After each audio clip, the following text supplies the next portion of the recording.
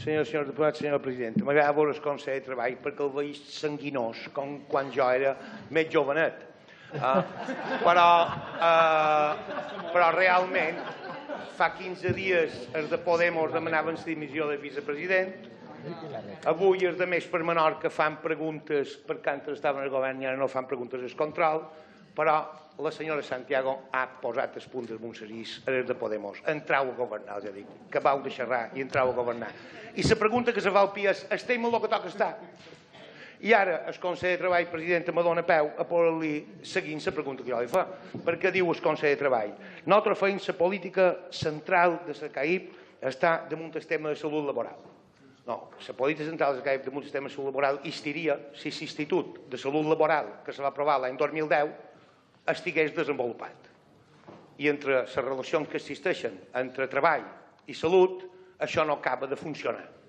Els professionals, metges d'aquest tema, demanen que se posi en marxa i no se posa en marxa.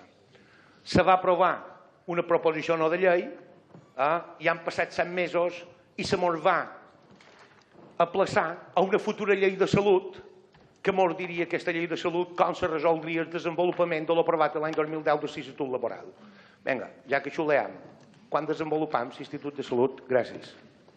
La condició i el compromís del govern de tirar endavant l'Institut de Salut Laboral que és necessari en aquestes illes. El nostre compromís és que se desenvoluparà durant aquesta legislatura. Moltes gràcies. Hem parlat amb la Societat Balear d'Especialistes de Medicina del Treball i estan cansats de rebre les promeses que se farà i que no se posi en marxa.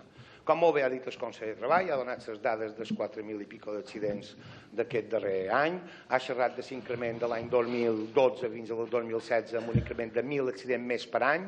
Davant d'aquesta situació hem de pensar que també hi ha treballadors públics que amb aquest institut també veurien garantit la seva feina amb més seguretat. Però també aquest institut donaria que moltes empreses privades se podrien assessorar amb aquest institut de salut laboral.